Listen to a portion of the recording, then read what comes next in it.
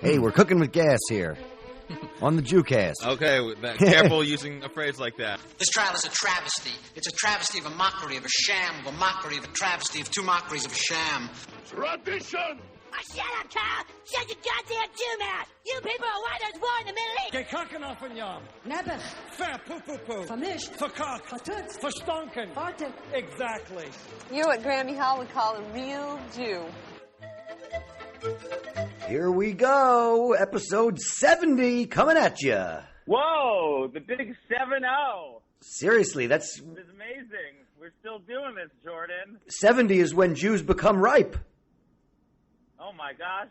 I hope our episodes become ripe, and I hope more people start listening to the podcast and sharing it. Yes, I'm always grateful to have these opportunities to talk about what's going on in the world of Judaism. We often start off with a little bit of sad news. We lost one of the greats this week. The great an iconic Jewish comedy writer. Carl Reiner, perhaps the most prolific comedy writer of the last 70 years. I mean, you know, What a career. 70 years, 70 episodes. Wow. He wrote a lot. He wrote a lot of great stuff, and he directed a lot of great stuff. And he's in a lot of great stuff. I mean, he created... He was the creator of the Dick Van Dyke Show, right? He was the creator of Dick Van Dyke Show, which was based partially on his life, because he was a comedy writer. He had written for Sid Caesar's Your Show of Shows in the 50s, and became best friends with Mel Brooks. They created, I think, the greatest comedy routine of all time, The 2,000-Year-Old Man, which I don't know if you've heard The 2,000-Year-Old Man, but I think they recorded it in 1958, and I think it still holds up. It's one of the best comedy routines of all time. And clearly, Mel Brooks is just basically playing an old Jew in those routines. It's hilarious. But yeah, most people these days know him from being in the Ocean's 11 movies, with Clooney and all those guys. He's the old man, but. You know, right, the Steve Soderbergh directed one. His son is Rob Reiner, who is well known, was in All in the Family and did Spinal Tap and Princess Bride. So yeah, a comedy icon. It's so sad he passed away, and he was also Jewish. And he was Jewish. He described himself as a Jewish atheist. There's this quote I read where he said, "I have a very different take on who God is. Man invented God because he needed God. God is us." Nice. Well, rest in peace to the great Carl Reiner, 98 years old. Still gone too soon. Yes, definitely rest in peace, and we definitely urge all of our listeners to go and check out some of his work. Yes, if you haven't seen The 2,000-Year-Old Man or listened to it, I can't tell you how much I recommend it. It's definitely top 5 comedy routine of all time with him and Mel Brooks. We'll put a link to it when we post. And there's always interesting news coming out of the Middle East, as always. There's still... Right. It's almost good news, kind of, right now. The planned annexation was that was going to take place on July 1st. Did not happen. Still up in the air whether it will happen. But so far, so good that it hasn't happened. I mean, if this annexation happens, it is just going to be a disaster for Palestinian and Israeli relations. I don't know if we could ever get back from if they annex more land. The Palestinians have just gone through enough, and the Israeli people have gone through a lot too. You know, it's not like a victim contest that anyone's trying to have. But I really feel like Israel needs to show something. They need to say, okay, we're not going to annex. You know, Trump had the peace plan that he put out in January. It was going to give basically Israel about 30% of the land in the West Bank. Palestine was going to get the rest, and then Palestine was going to get its statehood. It was going to be a Palestinian state. Palestinians and Palestinian authorities, they were like, screw that. We don't that's not going to happen. We don't want that. It seemed like there wasn't going to be any talks. It was all breaking down. Now the Palestinian Authority has come back to the table and said, if you guys don't do the annexation, maybe we could talk. I mean, the UN, the UK, Germany, France, all the Arab countries, they are all against this annexation. They all think that it is against international law. Israel, we don't want you to do it. Of course, this is something that Netanyahu promised that he was going to do when he was running each time, when he couldn't get it. Finally, now he got it. He wants to annex that land. He wants that to be part of his legacy. He wants to fulfill his word to his base that voted for him. But it's just going to be a disaster for Israel and the future of Israel if he does that. And, Benny Gantz, now is his chance. Benny's got to step up, man. He's got to step up and say no to Netanyahu. He's got to step up and say no to annexation. He's got to prove that he's going to be the leader that Israel needs for the future that's going to bring peace between Israel and the Palestinian people. Well, I got to say, I think that doing a lot of research and, looking up the history of some of this stuff, it's interesting to see that both sides really are so dug into their position that they aren't willing to give an inch. And even the people that are pretty much bashed by the people in their party because they don't take the hard line. They have the hard line people who, it's an all or nothing scenario. They are not willing to make a compromise. And it's such a bad situation. It's been a bad situation. The whole idea that we've always been talking about how like all this tension in the Middle East, there's the misconception that it's been going on for thousands of years, when in reality it's really only been a couple of hundred years that it's been full of a lot of tension and violence.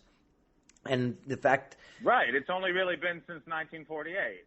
Well, if you go back even further, it's like in the 1800s, the late 1800s, when the British, who were still holding on to the British Empire, owned that land and decided to cut it up and made it let more Jews in at that time. And then they realized it was a bigger mess and more of a problem than was worth. So they just like, all right, you guys go handle it yourself. Do it on your own. So that's another thing you can trace back to mismanagement of the British Empire. But it is in it seems like both sides have a history and a narrative that they have been brought up with the teachings of that are from totally different perspectives. The Jewish people, absolutely. The Jews, absolutely. The Jews went to settle there. The Jews think that this is our land. This is the holy land that God promised us when He exited us out of Egypt. It's been talked about in the Old Testament so much. Eretz Israel, the Holy Land, the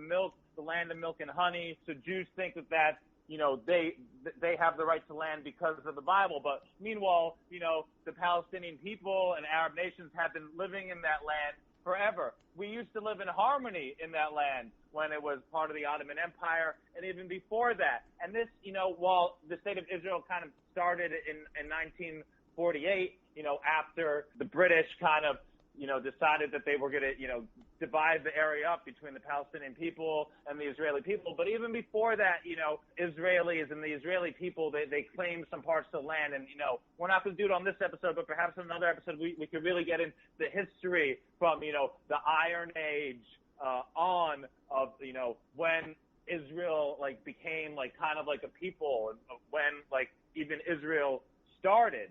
So this thing has just been going on for so long. But, one thing that's so amazing to me is, like you said, it's just both sides accuse the other side of the same thing.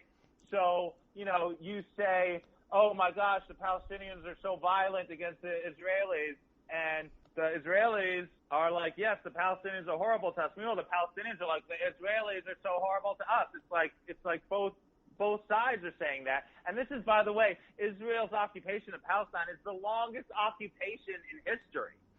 Yeah, and I mean, it's troubling that there isn't room for these types of compromises. The fact that Hamas really seeks for a total destruction of Israel, and there's a lot of Israelis that want a total destruction of the Palestinians, and it's you don't achieve peace by destroying the other group. Absolutely not.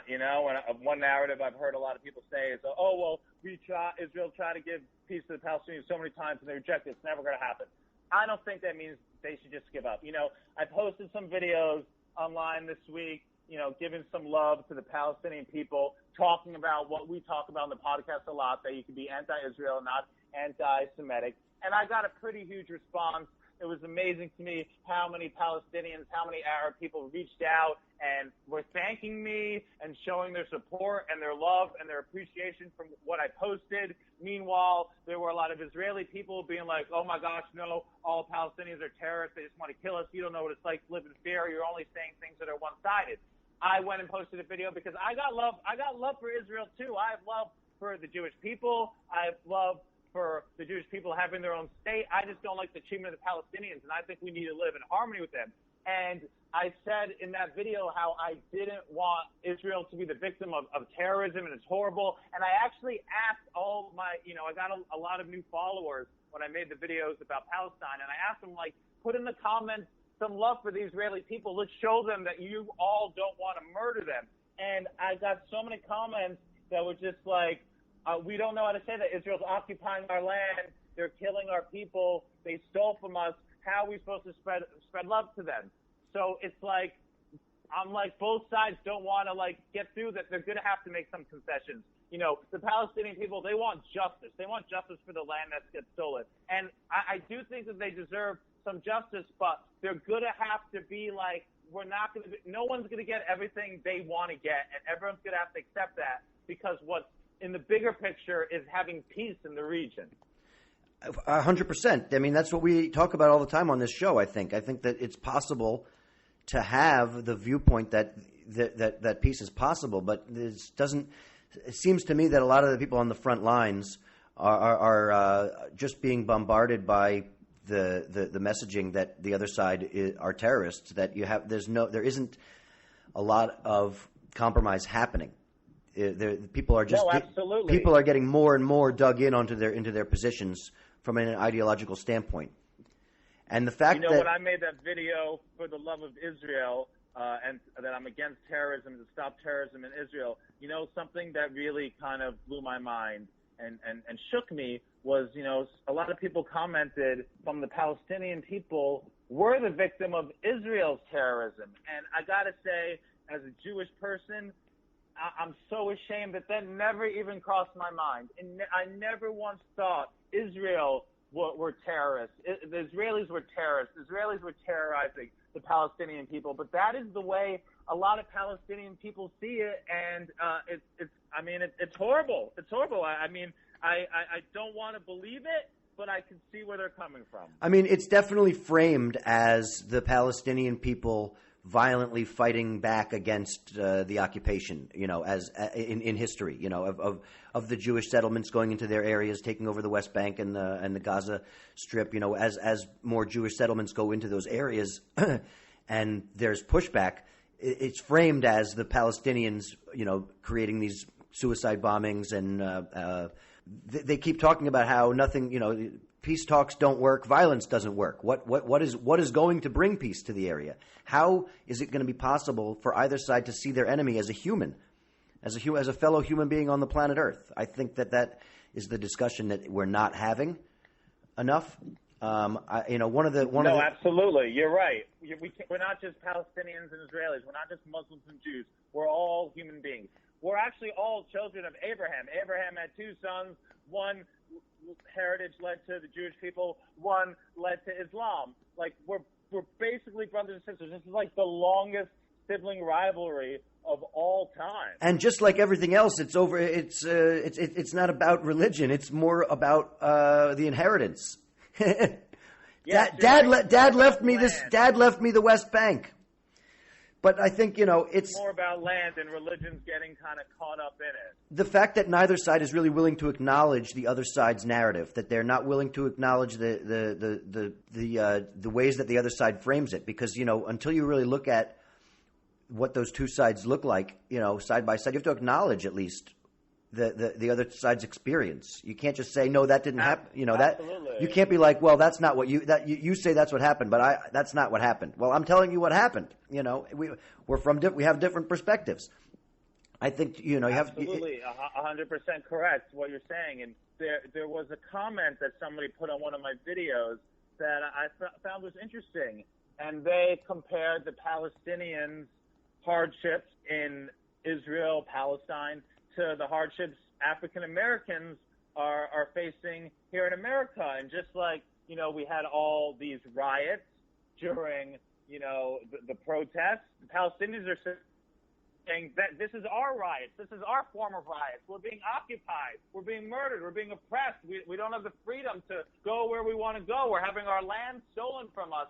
What do you want us to do? And meanwhile, Israel's like, oh my God, they're sending bombs and they're killing us. It's like, yeah, well, maybe if you stop taking their land, they'll stop doing it. One other narrative I saw, a lot of comments of people like, oh, well, Israel needs to get this land for safety reasons. Well, if you stop taking the land, you wouldn't need such safety reasons. And of course, like you said, there are members of Hamas and other extremists. But it's not fair and it's not right to group all Palestinian people in that, to say they're all Hamas, they're all terrorists, because they are not. And a lot of them want peace, and a lot of them just want to live a life not in terror. I couldn't agree more. I mean, that's one of the tenets of of what we talk about on this show. Sometimes we talk about some of the heavier issues here, and I know that there are some people that think we should go a little deeper. But I think that some of these issues are, even though they're complicated, they don't have to be.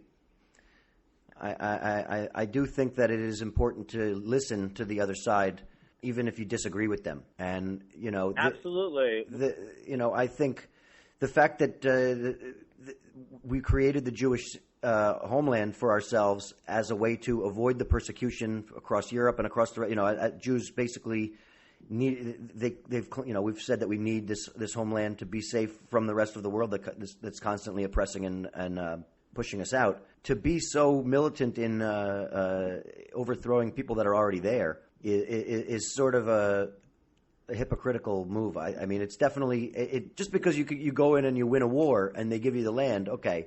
But how much more of it do you need to keep taking? No, absolutely. It's very hard because, of course, there are two sides. There was the UN. They kind of drew lines. I mean, the way they separated originally Palestine and Israel, it was kind of ridiculous. It didn't make any sense. Puzzle, yeah, for real. It didn't make any sense. And then, the Arab nations would attack Israel. Israel would attack the Arab nations. And Israel's army is amazing. Like, Israel would kick ass and win, and then it would get more land. And then that would just anger more. So, you could understand where both sides are coming from. But you know what? As a Jewish person, what's more important? What is more important? We have to ask ourselves. Is it more important to have this land because in the Bible it says it's our land? Or is it more important to act like good people and treat other people with respect, even if they aren't Jewish? Well, I think that's more important. I think that I would rather be a good person than care about some land. And sure, that's easy for me to say as an American living in New York City, but I mean, that is my opinion. I have love for the Israelis. I have love for the Palestinians. I think somebody has to show, one group has to show the other something. And I'm hoping that Israel will be the one that will be, the bigger man that will, take the first step and say, no, we're not annexing this land. This is your land. This is the future of Palestine. What could we do to facilitate peace with you guys? Well, I think, that those discussions need to happen, but we can at least start with our guest on the show today. How do you like that for Yes, we're very excited. How do you like that for a segue? Awesome segue. Our guest on the show today is a Palestinian comedian, and she's married to a Jew. She is. We are excited to welcome to the show Eman El-Husseini. Hello. Hey, guys. Yeah, we talk on this show a lot about how it's always important to have all these different perspectives on what is going on in Judaism and in humanity and in the world in general. And we talk a lot about how difficult it is to be a Jewish American and be for people in general. So, we stand with the Palestinian people because they're human beings, and it seems that there's a huge divide in this country and in the world about whether or not it's okay to do that without seeming like you're an anti-Semite. Oh, my God. So, first of all, it's really hilarious that as soon as you said you stand with the Palestinian people, sirens went off. I love that. I really do appreciate that. I didn't know what way this conversation was going to go, how you guys felt about Israel. I always assume everybody's just like an unconditional Zionist supporter and that I have to like fight and stuff. But I feel like we're on the same page. Yeah. Yes, we are not Zionists, and we're so happy to have, you on the show because, not only are you a comedian and a friend, but you're also a Palestinian. And, we really want to, spread love between, Jewish people, Palestinian people, certainly Israelis and Palestinian people. And, there are just so many government fractions that are, getting in between. And, people just have these really strong opinions that aren't necessarily based in truth. And not all Israeli people are bad. Not all Palestinian people are bad. And what is bad is the violence that's been taking place there and the occupation that's been happening for way too long. Yeah, I mean, you're preaching to the choir. My whole entire life and comedy career has been dedicated to, bringing Jews and Muslims and Palestinians together. I'm married to a Jewish woman. I used to produce shows. That's the thing. We're lucky, first of all, to live in North America where we're exposed to each other. I think that's a huge thing. And that's what made me get into producing comedy shows, to showcase how naturally Jews and Muslims were drawn together on the comedy scene. That's initially how I started doing the show called Kosher Jokes for the Halal-a-Days.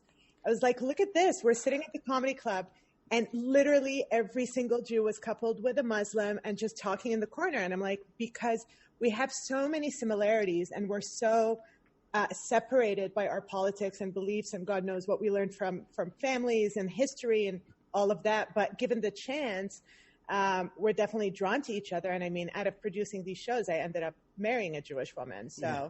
Which is great. I feel like we need more couples like you and Jess. I and know. Hopefully maybe that will spread more love, because it's crazy. Like you were saying, we are drawn together. It's because we're practically brothers. We're all the children of Abraham, We're Semitic people, and we're very similar in so many ways. And it's always I always feel like so many communities try to focus on their differences when really what they have in common is a lot more. Mm-hmm. And I do believe we're Semitic people. I do believe, that we belong together. And I've always been, ever since I moved to Canada from the Middle East, I was so into the idea of interfaith marriage and mixed people. And I feel like it's very clear when you see mixed people how attractive they are. It's like God is giving us a sign that we should mix it up.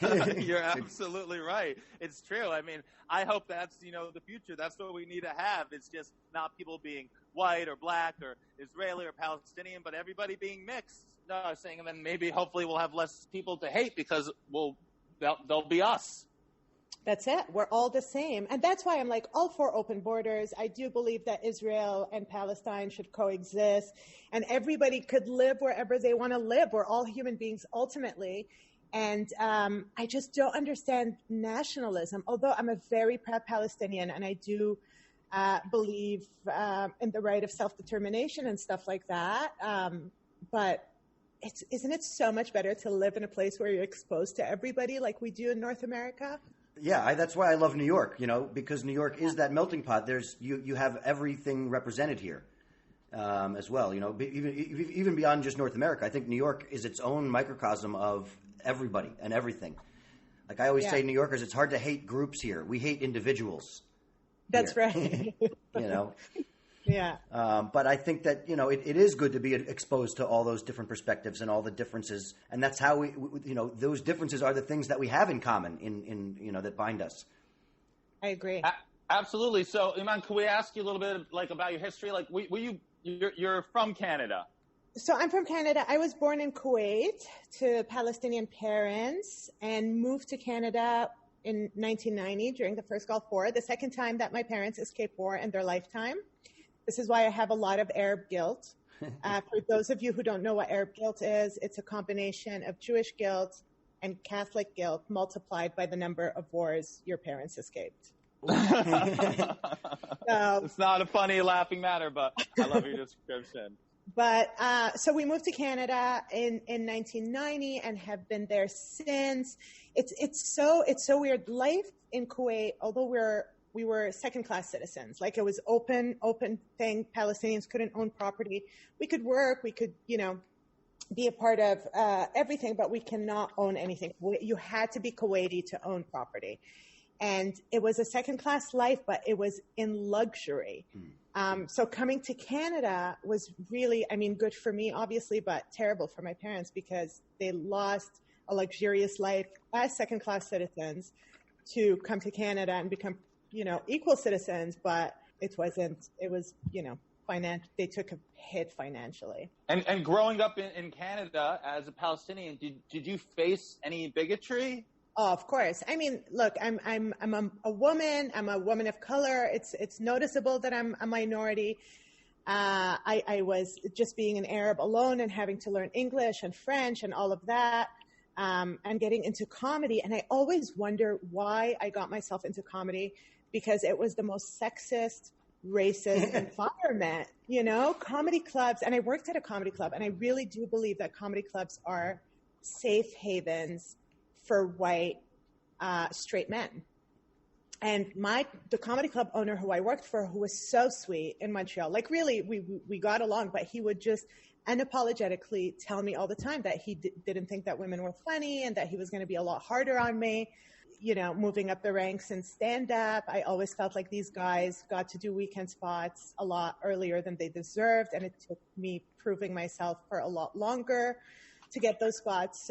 But there's something inside of me that just wanted people to be exposed to my opinions, my beliefs. I was so sick and tired of hearing people tell my story in the entertainment industry. And I also just feel like when you're funny, you could really get through to people. No, I think that's absolutely ultimately, the comedy is the sugar that makes the medicine go down. You need that humor to, I think comedy and humor are the things that really help change perspective, Yeah. It's the only way to show people sort of the absurdity of some of those ideas that we hold to be truths. Well, I think I have to thank you guys, the Jewish community, for bringing comedy to us. I feel like you guys are like the inventors, the pioneers of stand-up. The haunted smile, I think they call it. Yes. But yes. But I'm curious, before you got into comedy and Yeah. growing up, what was your perspective of Jews? What did your parents tell you about Jews, or was that even part of your conversation in your upbringing? Yeah, I mean, it definitely was. Listen, when you're Palestinian, you're automatically born a politician. This is what we discuss all the time. Watching the news is part of our culture. And discussing Jews, my parents, very liberal, very open-minded, never said anything bad. I mean, politically, we trashed Israel repeatedly and still do. But as far as the Jewish community, I mean, being Muslim, we really do believe that we're part Jewish, part Christian, and part Muslim. Our religion, the Quran, really embraces all of that. It also says that we're related and stuff like that. And the first friend that I made, again, once you're exposed to each other, the first friend that I made in Canada was Jewish, and we were like sisters. She's Sephardic, Moroccan. And people would mistake us for sisters all the time. And she really, nice. She was my longest friend for 20 years. We stopped talking, and it's not because she's Jewish and I'm Palestinian. It just, we had a fallout. But my first job, I worked at a Jewish grocery store. I really took advantage of the openness in Canada. I thought you were going to say the employee discount. No. And they were really good. They were really good to me. They knew that I was Palestinian, and it was just a beautiful thing. But people like to focus. I mean, I got into arguments for sure about Palestinian rights and stuff with certain customers if I was wearing a Palestinian pendant or something. But the majority of my experiences with Jews and what my parents taught me was always positive. That's fantastic. That's good to hear. Of course, the annexation in the West Bank was supposed to start yesterday. We're very thankful that it didn't. What's your opinion on the situation? I mean, I just feel like it's a continuation of the Zionist movement. I don't think Israel ever really wanted peace with Palestinians. I feel like even under Rabin, who was the most peaceful prime minister, illegal settlements never ceased. The expansions continued on going on. Any pro-Israeli that you would talk to would say, "Oh, stop with the settlements. That's not a fair point to discuss that Palestinians don't want peace," which I think there was never proof to me that Israel wants a Palestinian state or a two-state solution. And quite frankly, I'm okay with a one-state solution, but with Palestinian rights. Absolutely. And it's very difficult because, there's so much anger on both sides, and both sides is accusing the other of almost the same thing. But what would you say to other Palestinian people to try to have them be more open-minded to Jewish people, to, Israeli people, to try to make a change rather than keep the cycle of hate going? I mean, it's so difficult because Palestinians have no option. Everything is controlled, going through humiliating checkpoints, separated. Families are separated by checkpoints, and the cities are just becoming, further and further apart. Kids are getting arrested. I mean, I don't know how to tell Palestinians not to be angry. They have the right to be angry. I mean, it angers me reading the news every day. And seeing how unfairly they're living, and just the Zionist propaganda of saying that it's such a moral country and the moral army. And I mean, every day we're seeing how not true that is. And I really do wish that the Zionist movement was as moral as they claim to want to be, because I do think that it's idyllic the way that they say that, they want to live equally and peacefully, and they're just protecting Israel. But in reality, they're just, how do you justify arresting children and holding political prisoners with no charges, degrading people? I don't know how to tell Palestinians not to be angry. And I do feel the twice that I've visited, I do feel like the Palestinians that I've met ultimately just want basic human rights. And they're more focused on that than, spewing hate against Israelis. On the contrary, I mean, some people will date each other even. Yeah. I thought it was interesting. I watched an interview that you and Jess did together on TV, and you talked about how, when the two of you get into arguments about the Israeli-Palestinian thing, you guys have to qualify what your source is. If that's a thing that you heard in childhood or growing up around your family, that's not that's not valid in the debate. You have to come up with an alternative source that you found on your own. We did a lot of reading and basically did oral presentations for each other, stating facts and stuff about where our opinions came from, because we didn't want to repeat talking points. And one of our first dates was going to watch The Gatekeepers. You guys remember that movie about Shin Bet? No. In Israel?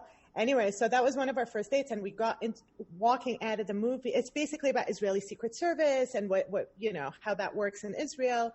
And it just goes through some historical moments during peace talks and stuff like that. And after the movie, Jess and I were walking to the car, and we got into an argument because we perceived one situation so differently.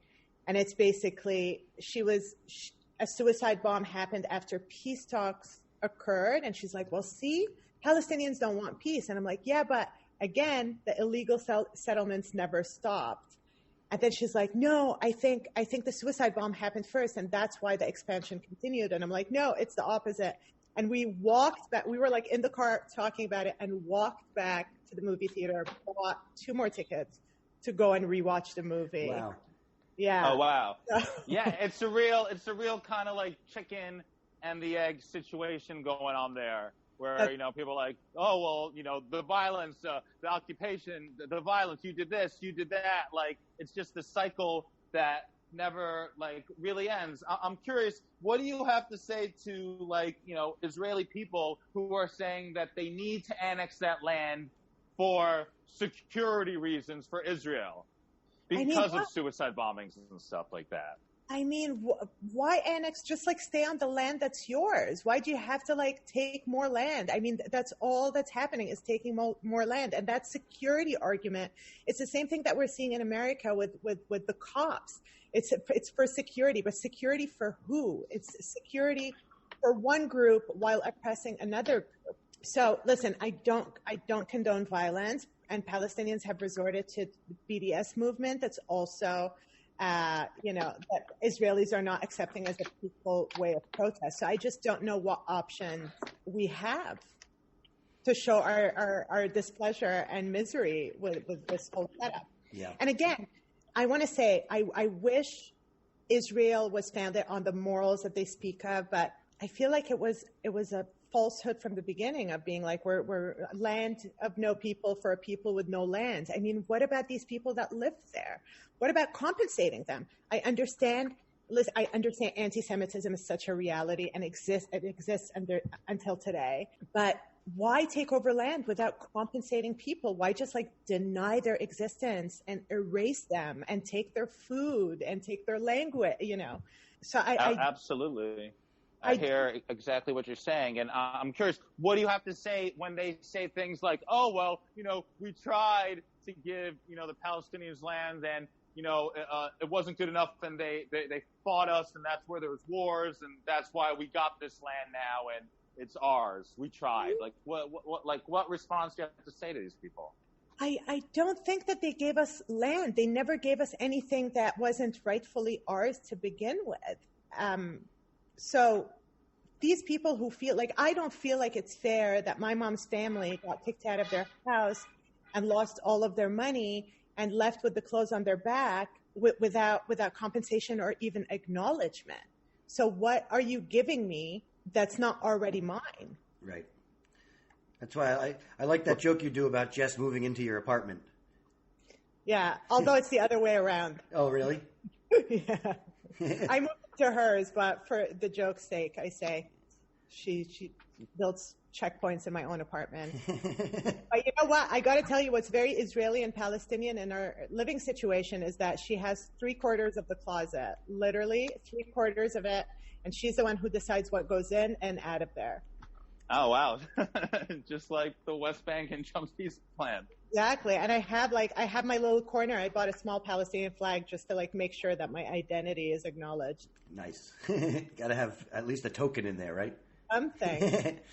Obviously, we're not the Israeli government, but what can Jewish people, what could Israelis, what could we do to show, sympathy, to show some sort of love and support for the Palestinian people without just kind of, getting up and leaving Israel and giving it to them, which, is not going to happen. It's not going to happen. I do feel like, unfortunately, the left-leaning Jews, that movement is practically extinct now in Israel. I feel like the country has gone so far right. I have so many Israeli friends, that just send me apologies in my messenger on a regular basis. But I feel like now is the time to just accept that it's going to be a one-state solution and that Palestinians have all the right to be there as much as Israelis do, and that we just have to figure out how to coexist. And it's going to be like, what happened in South Africa. Black and white people have to live together, and they're living together, and it seems like it's going well. I'm sure racism, there's still things that could get fixed, but every country has its flaws. I really do believe we should strive for a one state. We're Semitic people. I believe the Arab world should have Jews, Christians, any religious group, especially. And that's another thing that's so hypocritical about Israel. It's like the Ashkenazis have superiority over the Mizrahis, and the Mizrahis actually belong in the Middle East, just like a Palestinian person does. So it makes no sense how that even works in Israel. Well, that's why I think it's interesting that all sides of this are so dug in on their positions, and all they really seem to do is perpetuate the ideas that they grow up with that are mostly misinformed and biased. Sort of perpetuates a lot of that anger and tension. Sure. We're lucky today. I do feel like being Palestinian, me saying that I'm Palestinian 5 years ago was a terrible thing. It was always badly received. It made people uncomfortable. I remember doing radio interviews and saying I'm Palestinian, the radio host saying that's edgy. I feel like for a very long time in North America, we only had the 6 o'clock news and 11 o'clock news, and that's it. That's the information that we got, and it was heavily biased and pro-Israeli. And now we are social media has really connected us, and the truth is out there. And there's so much information, too much information, but there's so much information. And finally, people are seeing the truth, like we saw with the Black Lives movement and how the cops, treat Black people in America. All of that is out there for people to see. Yeah. So one of my favorite arguments that I got into with the Zionist ones, my friends introduced me to this guy when I was in college. And they were like, this guy is an ardent Zionist, and we want you to meet him because you guys are going to get into a fight. And it was like basically for their entertainment. And him and I we didn't even argue. It lasted 5 minutes. I was just like, Grammy, I don't understand how you could take people's lands, take their food, pretend that their food is yours, and steal their identity and continually erase them. And he said, you're right. It's wrong. He's like, but Jews went through the Holocaust. My people were degraded, and now we're strong. And I'm sorry, but I don't care. And I was like, whoa. Can I kiss the lips? This is amazing. This is like finally somebody who acknowledged and was just truthful, was not defensive of Israel. Didn't say, he was like, yeah, it sucks for you guys. We had a bad time, and now we're strong, so too bad for you sort of thing. And I'm just like, the acknowledgement, although what he said was so mean, his acknowledgement was enough to make me happy that he was just like, I know it sucks for you. You guys got the short end of the stick, and too bad. Wow. Yeah, I mean, that's something, though, like we kind of talk about where I hear that's good that, at least he was like honest and upfront about it. But the Jews have gone through so much. How are we the ones that are doing the same thing almost to another people, Well, that's how your community is so divided. So some people are just like, I'm so happy that Jews are strong now, and I don't give a shit about the other. And don't forget that it's like years of propaganda and just being like, this person wants to kill you. Like Israelis who look me dead in the eye and they're just like, I'm so happy that I'm still alive and I didn't get bombed by your people. And I'm just like, are you kidding? Do you see what your army does to Palestinians? So for them, it's years and years of believing that Palestinians just want to kill them for no reason other than them being Jewish. When you and Jess go on a show together, do you guys argue over who gets to bomb? That's hilarious. Jordan. One of us has to kill, the other has to bomb. Perfect. What would you say to Israel? Like, what kind of plea would you say to Israeli people, to Jewish people on behalf of Palestinians? I'll say that we really just want to live with you guys. We want to be neighbors. We want to, just like the Middle East was upon a time. I want to go back to that. I want to go back to a time when a Jewish person is your neighbor and a Christian person is your neighbor, and that's what Palestine should be. That's what Israel should be. I understand anti-Semitism is a thing, but the majority of us just want basic human rights and do not want to murder you. Awesome. Well, that is kind of pretty much the message that we try to talk about on the show a lot. In that, we're all trying to make our way in this crazy world, and it's odd that we spend so much time fighting over even just land. And I do feel like a lot of American Jews that are staunch Zionists, like, wouldn't last a day if they had to live in Israel. That's right. Another reality. Israelis and North American Jews are so different. Right. Well, Jon Stewart has the best joke about that. He says, "Israelis are not your typical let me do your taxes Jews. They're the will you hold my machine gun while I take a leak Jews." Yeah. I love Jon Stewart. Yeah. Let's coexist. Listen, my marriage is fantastic, and we're getting a lot of attention. So that's what Israelis should do. Israelis and Palestinians should get together. Although I'm pretty sure it's illegal over there. Yeah. Right? Is unfortunately. It? Yeah. Unfortunately, they can't get married. But we would have like so many Romeo and Juliet stories over there. Well, yeah. Hopefully, not ending with them killing themselves. Because neither side will accept it. How do your families get along? Do your parents get along with Jess's parents? They've never met, so it's a really interesting dynamic. Jess's parents, Jess had gay relationships before me, so her parents knew about her being gay. I think bringing a Palestinian girl home was the difficult part for them. They're very proud Zionists, and I'm very outspokenly pro-Palestinian, and I think they just thought that Jess is basically going to join Hamas.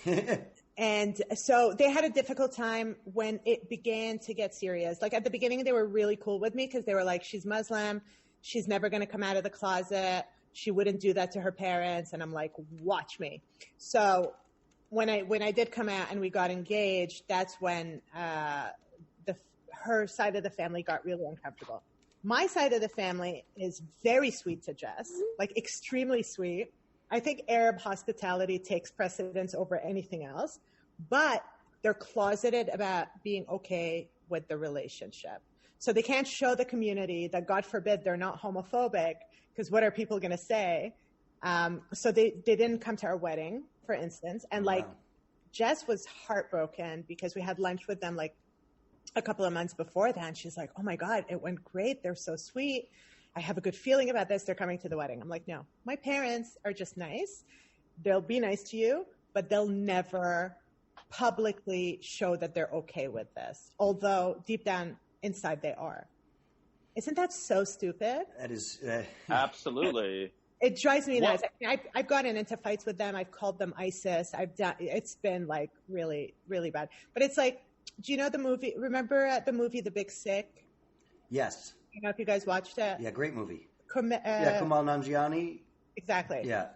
So the part when his father's disowning him and he's like, you're disowned, but here's a sandwich in case you get hungry later. Yeah. That's my family.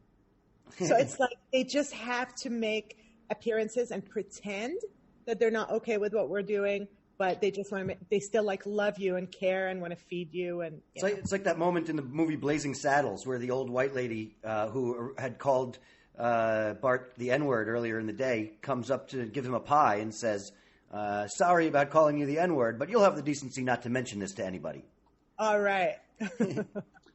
What was harder for you, to come out as a gay woman, or to come out that you're in love with a Jewish woman? That's what I tell everybody. It's so funny. And I have a joke in that's not really a joke, but when people find out I'm Palestinian, they always ask me the same question, like, Eman, tell us how the Palestinians really feel about the Jews. And I'm like, I don't know. I guess the same way the Jews feel about the Palestinians. And they're like, oh, that's not good. Yeah. You know, always, everybody assumes that if you're Palestinian, it means you're anti-Jewish, but it never goes the other way around. Like, Jess will never get asked if her parents were okay with me being Palestinian. But everybody will ask me about if my parents were okay with it. So the answer is my parents were not okay with me being gay. And I assure you that if I brought a non-Jewish woman home, or even a Muslim Jewish home, a Muslim woman home, they would be still as disappointed. And I guess you probably wouldn't be very popular in Palestine either. That's true. I mean, it depends where. I mean, in Ramallah, I feel, and like more open places are accepting of everybody does their thing, you know. Okay. For sure, if you're going to talk about like refugee camps where people are deprived from education or anything, they'll be homophobic. Just like if you go to small parts of the country where people are closed off to the idea of homosexuality. I don't think it's, you know, specific to just Palestinians and just Muslims to be homophobic. Do you guys do any? Are you guys religious at all? Do you do any of the rituals or things that come with being Muslim or Jewish? Yeah, I know. We were both disappointed that we still don't get Christmas. Definitely very open. I go to all the Jewish holidays with Jess. I mean, Hanukkah, we usually, I try to be good and remind her to light the candles. We usually go through like maybe three days and like skip a couple and then, you know, get the last day. Passover is huge for her family. She loves that because we always have to read the Haggadah and stuff. Right. I remember the first time I had to. We were at Passover dinner, and you know when you say, and then the Jews said, and Moses said, "Let my people go," and I just whisper in her ear, "Let my people go." We have a lot of fun with the Jewish holidays. We're both so proud of our identities and don't feel threatened that by marrying outside of the faith that it's going to dilute us in any way. She's come to my parents' house for breaking the fast in Ramadan. Again, Passover is huge for her family, although this year we didn't go because of COVID, unfortunately.